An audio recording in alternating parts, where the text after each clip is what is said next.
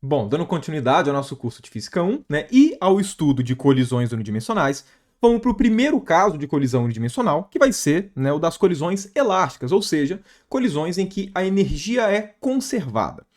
Né, colocando aqui o nosso problema central, né, o nosso problema principal a ser resolvido, né, o nosso problema aqui no caso de colisões, né, independente se é elástica, inelástica, enfim, dependendo do tipo de colisão, é sempre a partir de uma configuração inicial determinar qual vai ser a configuração final, ou seja, né, determinar aqui no caso quais vão ser as velocidades finais ou então os momentos finais, né, depende qual a grandeza que você quer, a partir de uma você consegue a outra. Então, vamos lá, né? Dado que esse é o nosso problema genérico, vamos escrever aqui as equações que esse nosso problema tem que respeitar, levando em consideração que é uma colisão elástica, ok? Então, primeira coisa, né? Independente se a colisão é elástica, inelástica, de qualquer jeito que você pensar, momento linear sempre vai ser conservado. O que significa o momento linear ser conservado? Significa que o momento de antes é igual ao momento de depois, e usando aquela, né, convenção de que para a direita é positivo e para a esquerda é negativo, a gente tem que, vamos lá, o momento inicial é m1 v1 mais m2 v2 e, né, esse cara daqui tem que ser igual ao momento final, que vai ser m1 v1' mais m2 v2'. Percebam que aqui, né, eu até comentei isso no último vídeo, mas eu acho que é importante sempre, né, reenfatizar isso, porque isso acaba gerando confusão, é que, olha só, eu coloquei todas as velocidades para a direita. Eu estou afirmando por conta disso que os corpos estão todos movimentando para a direita? Não, eu não estou afirmando isso. Eu só estou colocando para a direita pelo seguinte, né, se a velocidade for para a esquerda, o valor dela vai ser negativo. Então, sempre que você for trabalhar com problema de colisões, né, beleza, a situação de antes a gente sabe, né, porque a gente sabe como é que o sistema começou e a gente quer determinar como é que vai ser a configuração do sistema depois da colisão. Né, nesse sentido, V1' e V2' a gente quer determinar. Se eu quero determinar, eu não sei se eles estão apontando para a direita ou para a esquerda. Então, o que você faz? Deixa tudo apontando para a direita. Se o valor de V1' e de V2' que você encontrar for positivo, significa que está realmente indo para a direita, que foi o sentido que você escolheu. Se você chegar num valor negativo, significa que, na verdade, a velocidade estava no sentido contrário. Então, a minha sugestão é, sempre que você não conhece algum valor, deixe ele, né, de forma a ser escrito de maneira positiva. Porque aí, se o valor no final for positivo, tá para aquele sentido mesmo. Se for negativo, tá para o sentido contrário que você escolheu. Então, eu sempre procedo dessa forma. Então, essa daqui é a nossa primeira equação, né, que passa para a gente a informação de que o momento inicial é igual ao momento final. Ok? E agora, né, como a nossa colisão é uma colisão elástica, a gente tem conservação de energia. Conservação de energia, aqui no caso a gente só vai ter energia cinética, então a energia cinética de antes é igual à energia cinética de depois. Ou seja, meio de m1 v1 ao quadrado mais meio de m2 v2 ao quadrado é igual a meio de m1 v1' ao quadrado mais meio de m2 v2' ao quadrado. Como todo mundo tem meio, eu vou tirar aqui, né, só para poder simplificar um pouquinho. Né? Enfim, então a gente tem essas duas equações. A diferença de uma para outra é que uma velocidade aparece só como velocidade e a outra aparece como velocidade ao quadrado. Né? Então, na prática, esse daqui é o sistema que a gente tem que resolver. Né? Vamos lá, isso daqui corresponde à energia inicial é igual à energia final. Então, esse aqui é o nosso sistema de equações. E perceba, esse sistema tem solução, né, aqui no caso, porque a gente tem duas equações e duas incógnitas. Então, a gente consegue determinar as soluções para esses caras aqui. A questão é que esse sistema não é um sistema linear. Por quê? Porque a incógnita está aparecendo ao quadrado. Né? O que a gente quer determinar está aparecendo ao quadrado em uma das equações. E isso faz com que o sistema fique bem mais chato. Dá para a gente resolver, né, por substituição? Pega essa equação, joga aqui embaixo e determina V1' e V2'? Dá para fazer isso. Só que como uma das equações tem ao quadrado, isso de maneira geral dá muita conta, deixa o problema muito grande. Okay? Tanto é que é engraçado, porque em muitas situações a conservação de energia é algo muito positivo. Em outros, como aparenta ser aqui, ela meio que traz uma dificuldade, porque conservação de energia, querendo ou não, a energia envolve velocidade ao quadrado. Então isso dificulta o nosso sisteminha a ser resolvido. Né? Enfim, uma das maneiras, como eu comentei, tradicionais é resolver esse sistema, a gente vai encontrar a solução. Eu não vou resolver este sistema. eu vou trocar essa equação daqui de baixo por uma equivalente, que acaba sendo muito mais estratégico. O que eu vou fazer aqui é utilizar o fato de que o momento linear é conservado para poder simplificar essa segunda equação. Da seguinte forma, olha só, como é que eu posso escrever a nossa primeira equação de uma forma mais conveniente? Essa primeira equação, a gente pode escrever ela da seguinte forma. Vamos colocar tudo que é do sistema 1 para um lado e tudo que é do sistema 2 para o outro. Ou seja, a gente vai ter aqui ó, M1, V1 menos M1, V1' vai ser igual a M2, V2' menos M2, V2. Então, coloquei o que é do 1 para um lado e o que é do 2 para o outro. Eu vou fazer agora a mesma coisa para a equação da conservação da energia, ok? Então, vamos escrever ela colocando o que é do sistema 1 para um lado e o que é do sistema 2 para o outro, ok? Então, aqui a gente vai ter M1, V1 ao quadrado, menos M1, V1' ao quadrado. Isso aqui vai ser igual a M2, V2' ao quadrado, menos M2, V2 ao quadrado, ok?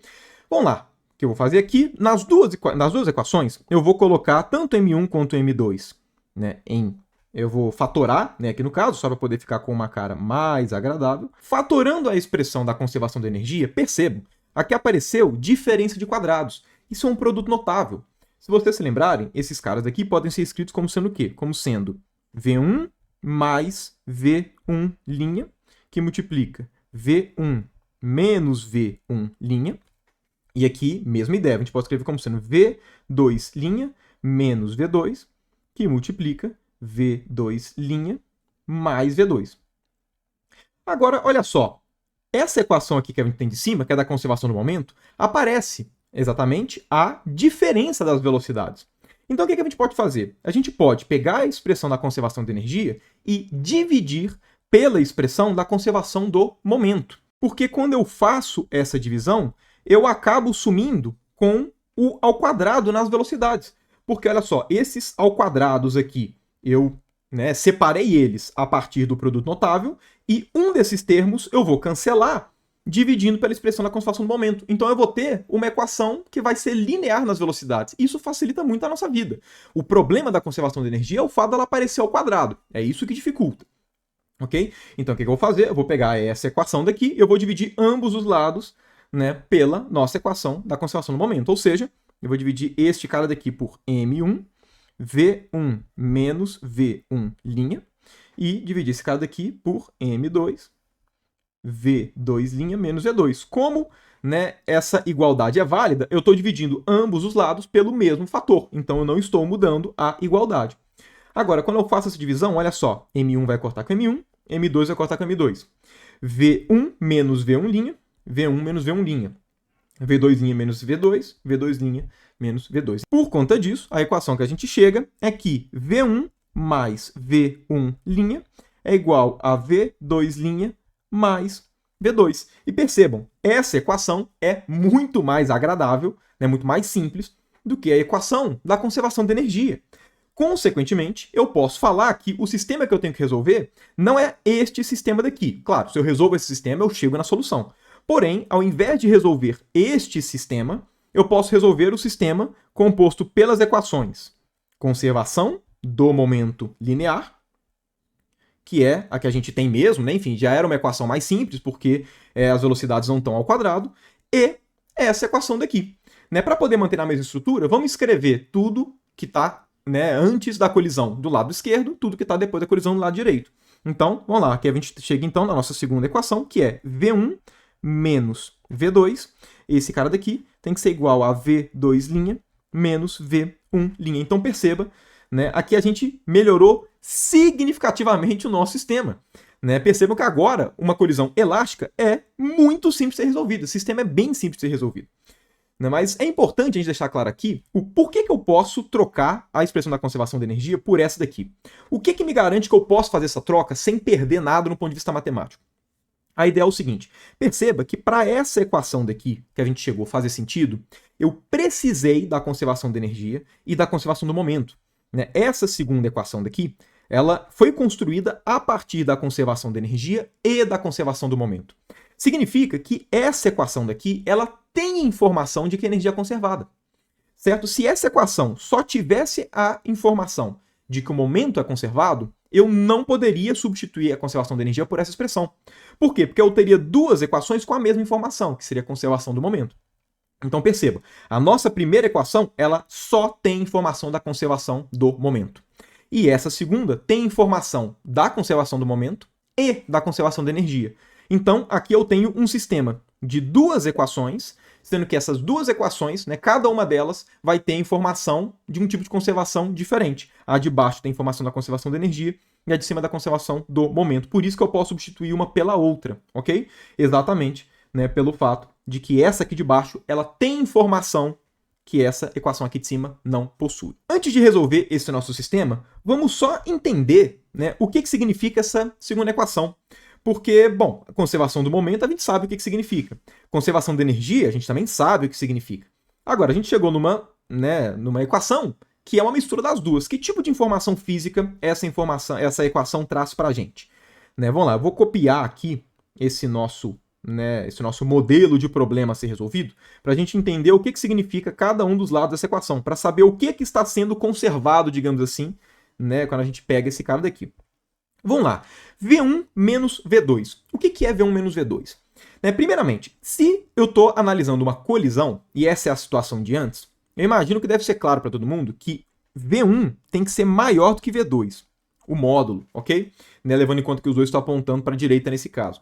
Por que V1 tem que ser maior que V2? Porque senão a colisão não vai acontecer.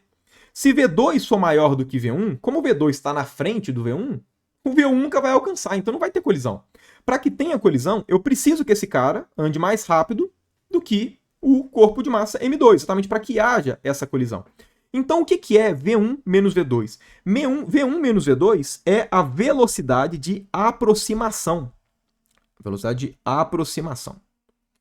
Ok? É a velocidade com que os dois estão se aproximando, por obviedade. E o lado direito da igualdade? Bom, olha só, a colisão aconteceu. A partir do momento que a colisão aconteceu, eu consigo garantir aqui, por este meu problema, que V2' tem que ser maior do que V1'. Por quê? Porque depois da colisão, vamos lá, os corpos se aproximam, colidem. Depois que eles colidem, eles têm que se afastar, certo? Se eles têm que se afastar, o V2 tem que ser maior que V1. Né? No caso, V2' tem que ser maior do que V1'. Porque se V1' for maior, eles não estão se afastando, eles vão ficar próximos de novo. Né? Se acontecer a colisão, eles têm que se afastar. Então, V2' tem que ser maior do que V1'. Agora, V2' menos V1' é o quê? Se vocês forem analisar aqui a situação, por velocidade relativa, é exatamente, vamos lá, V2' menos V1' é igual à velocidade de afastamento. Ok?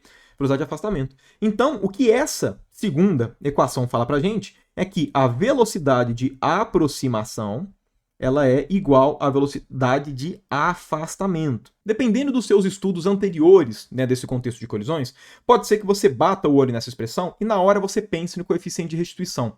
Okay? Só para poder contextualizar, a gente consegue definir, né, um coeficiente que a gente chama de coeficiente de restituição, que ele é definido como sendo módulo da velocidade de afastamento dividido pelo, né, de aproximação. Ok? E aí, no caso, né, colisões elásticas é possível mostrar, né, na verdade eu acabei mostrando aqui quando a gente chegou nessa equação daqui, ok? Mas enfim, é possível mostrar, num ponto de vista mais geral, que quando esse coeficiente de restituição é igual a 1, a energia conservada, e quando esse coeficiente de restituição é igual a 0, por uma argumentação que eu vou fazer com vocês nos próximos vídeos, a gente tem uma colisão totalmente inelástica. Ok? E aí, no caso, né, o epsilon igual a 1 é exatamente essa condição que a gente acabou de chegar. Ok? Eu não vou abordar coeficiente de restituição nesse estudo de colisões. Por quê? Porque, vamos lá, como eu comentei, a gente precisa de duas informações, né, para poder analisar essas colisões unidimensionais, que é a conservação do momento, e uma segunda condição que eu estou usando a energia. Ok? Quando a gente usa o coeficiente de restituição, a gente está usando esse coeficiente como sendo a segunda informação. Então, a ideia do coeficiente de restituição é você está analisando colisões a partir de duas informações, conservação do momento e coeficiente de restituição. Como eu estou usando a energia, que é mais tradicional, né, para poder falar, né, de colisões. E não existe uma relação, até existe, né, mas não é trivial, não é simples. A relação entre o coeficiente de restituição e a quantidade de energia que foi perdida, eu não vou abordar o coeficiente de restituição aqui, ok? Normalmente, tradicionalmente, ele é abordado num segundo contato, né? Não porque é algo difícil, mas por conta do foco mesmo de um curso de Física 1. Eu não acho que precisa, né, ser passado num curso de Física 1. O máximo que eu acho no curso de Física 1, que é interessante falar de coeficiente de restituição, é para colisões elásticas e totalmente inelásticas. Mas aí eu já estou meio que abordando isso indiretamente, então eu não vou fazer uso explícito do coeficiente de restituição. Ok? Mas enfim, a ideia é, em vez de você passar a conservação de energia, você passa uma relação entre a velocidade de aproximação e de afastamento. Ok? O coeficiente de restituição é um parâmetro que você consegue medir experimentalmente com uma certa facilidade. Então acaba sendo útil em alguns contextos, mas eu vou usar aqui o contexto da energia para a gente ter informação de energia, que foi, né, um dos tópicos que a gente trabalhou nesse curso de Física 1, antes, né, desse tópico de momento linear e colisões. Ok? Mas enfim, né, esse daqui, então, é o nosso sistema de equações a ser resolvido para colisões elásticas, né, sendo que, né, enfim, essa segunda equação tem a interpretação, né, dessa relação entre velocidade de aproximação e afastamento. Bom, resolver agora esse sistema de equações é um pulo. Eu vou até passar esse nosso sisteminha aqui para o lado, né, para que a gente tenha mais espaço para poder resolver, mas isso aqui a gente resolve diretamente por adição, certo? Vamos lá, a gente quer determinar V1' e V2'. O que a gente pode fazer? Primeiramente, vamos pegar essa nossa equação e multiplicar ambos os lados, por exemplo, por M1. E aí a gente soma essas duas equações, ok? O que a gente vai chegar aqui? Ó, a gente vai chegar em M1, né, que multiplica V1 mais M1, que multiplica V1, ou seja, 2 vezes M1, V1, mais, vamos lá, aí agora a gente vai ter menos M1, V2, mais M2, V2, ou seja, menos M1, menos M2, V2. Esse aqui é o lado esquerdo. Agora, lado direito, ó, M1, V1' negativo, vai cortar com esse aqui de cima, ok? E aí vai sobrar somente o M1 mais M2, V2'. O que a gente faz agora? Só isolar. Então, acabamos de determinar o nosso V2'. V2', ele é 2 vezes M1, V1, e aqui dividido por M1 mais M2, menos, que a gente vai ter M1 menos M2, dividido por M1 mais M2, que multiplica V2. Então, essa aqui é a primeira parte da nossa solução. O que falta de determinar agora é quanto vale V1, né? No caso, V1'. Então, vamos lá, vou deixar esse cara aqui de lado.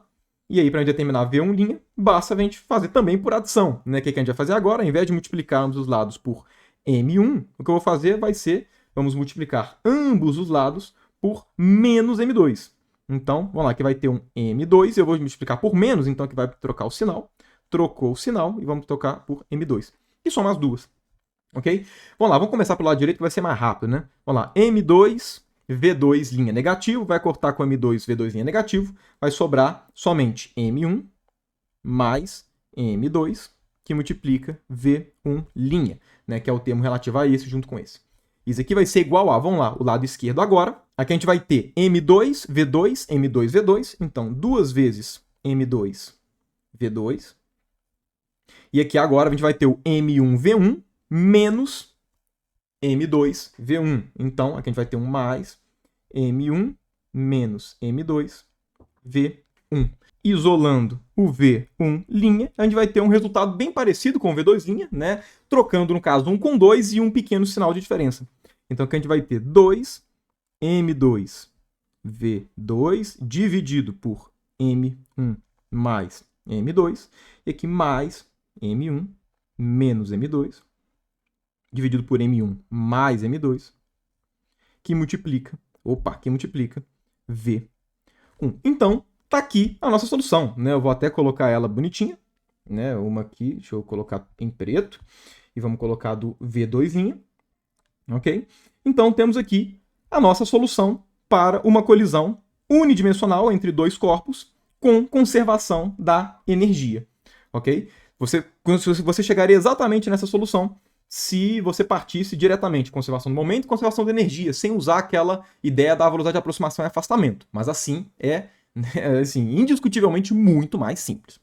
Antes de encerrar esse vídeo, eu queria discutir aqui, no caso, só dois regimes específicos para essa solução, que eu acho que são regimes interessantes da gente trabalhar. Que é o seguinte, eu estou levando em conta que M1 e M2 são, a princípio, diferentes. né? Agora, a gente pode se perguntar o que acontece se as massas forem iguais? Porque aqui aparecem, né, somas e subtrações de M1 e M2. Então, é conveniente a gente se perguntar, né, o que vai acontecer no caso particular das massas serem iguais. Então, vamos lá, olha, se M1... Então, o nosso primeiro caso particular, se M1 é igual a M2, que é igual a M, o que a gente vai chegar? Olha só, V1' e V2'. Né? Olha só, vamos pegar primeiro V1'. Se as massas forem iguais, olha só, aqui eu vou ter 2M, 2M, certo? Então, 2 vai cortar com 2, M vai cortar com M. Então, o V1' vai ficar igual a V2, mas, se forem iguais, vai dar 0. Então, V1' vai ser igual a V2. Pelo mesmo raciocínio, vamos ver agora para o V2'. Vamos lá. M mais M, 2M, vai cortar com 2M aqui de cima. Então, vai ficar somente V1. Agora, menos, as massas são iguais, vai dar 0. Ou seja, para o caso em que as massas são iguais, as partículas trocam, né? Os corpos trocam a sua velocidade. Que é exatamente aquela ideia do pêndulo de Newton. Se vocês lembrarem, o pêndulo de Newton, uma bolinha bate aqui e só a última vai. Por quê? Porque na hora que a bolinha bate nessa primeira, a velocidade dela passa para essa, aí essa se choca com essa, passa para ela, essa se choca com essa, a velocidade passa para ela, essa se choca com essa, a velocidade passa para ela e sobe. Então, a constatação que a gente chega é que no pêndulo de Newton existe conservação de energia. Esse é o primeiro caso.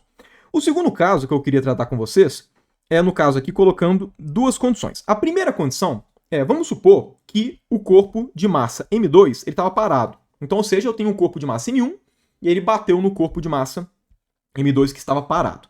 Então, ou seja, o nosso V2, eu estou primeiro levando em conta que o nosso V2 é igual a 0, né, para construir o primeiro, esse nosso segundo caso. Se V2 é igual a 0, vamos lá, como é que vai ficar V1' e V2'? Então, V1', V2'. Vamos lá, se V2 é igual a 0, vai cortar este termo, então o nosso V1' vai ser somente essa parcela daqui, que eu vou até, né, já copiar de uma vez. V1', então vai ser este cara, positivo, e V2', né, se V2 for igual a 0, vai ficar somente essa parcela daqui. Ok? Então, né, enfim, evidentemente, V1' e V2' vão ser múltiplos de V1, porque só V1 era diferente de 0, né, no caso a velocidade antes da colisão. Agora, o segundo contexto que eu vou colocar, né, que vai ser atrelado a isso é o que acontece se a massa do 2 for muito maior do que a massa do 1.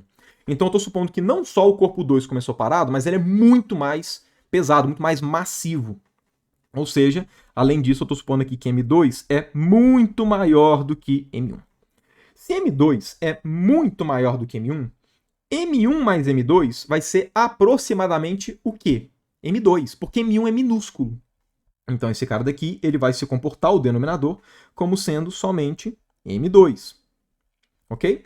Agora olha só, M1 menos M2 dividido por M2. M1 não é muito menor do que M2, então esse cara daqui vai dar praticamente só menos M2. Ok? Que é o quê? Menos 1. Então aqui a gente chegar em menos V1. Ok? E nesse cara aqui de baixo, olha só, M1 é muito menor do que M2. Então esse M1 sobre M2 é praticamente nada. É aproximadamente 0. Ok? Então, aqui eu vou até colocar como aproximadamente. Então, aproximadamente 0 e aproximadamente igual a menos V1. O que significa isso daqui? Isso significa que, vamos lá, a gente tinha aqui o corpo de massa M1 e aqui o corpo de massa M2, que eu vou simbolizar ele gigantão aqui. O corpo começou com uma velocidade V1 e aqui está falando que a velocidade após o choque vai ser o quê? Ele vai simplesmente voltar com a mesma velocidade que ele tinha, só que agora em sentido contrário. Simplesmente de V1 positivo ficou menos V1. E o V2 praticamente ficou parado. Ou seja, nesse regime, como o M2 é muito mais pesado, tem uma massa muito maior, ele se comporta como se fosse uma parede, que é o de se esperar, né? Esse é um tipo de regime que faz sentido a gente estudar para saber se a nossa solução está consistente. A gente sabe que quando a gente pega um corpo e joga ele numa parede, o corpo vai refletir, né, com a mesma velocidade e a parede vai ficar parada. Esse daqui é um modelo de parede, digamos assim, né? Um corpo tão denso que ele praticamente não mexe, a inércia dele é muito grande. Então ele acaba se comportando como uma parede e, de fato, a nossa solução carrega esse aspecto, que é um aspecto físico que a gente esperaria de fato. Ok? Mas então, é isso. Né? Esse é o nosso problema, né, da colisão unidimensional elástica. Né? Solução geral. Todo problema que a gente for trabalhar tem essa solução geral. Aí, claro, dependendo do problema que você for pegar, vai ter massa M1 e massa M2 diferentes, vão ter velocidades V1 e V2 diferentes, mas aí são casos específicos. Eu vou resolver no próximo vídeo um exemplo, né, concreto, com números de fato, né, com velocidades e massas determinadas de colisão, só para a gente ver, né, no caso, né, só para a gente obter a solução específica, sem ser uma solução geral, igual assim, porque às vezes isso pode parecer abstrato para alguns alunos. Então eu vou pegar um exemplozinho simples, vou colocar algumas velocidades, vou colocar algumas massas para a gente chegar e resolver bonitinho, né, de uma forma um pouco menos geral, ok? Mas enfim, essa é a solução geral para o nosso problema. Dado isso, vou encerrando esse vídeo e volto com vocês então, né, nesse nosso exemplo com valores, só para a gente poder consolidar essa parte de colisões elásticas.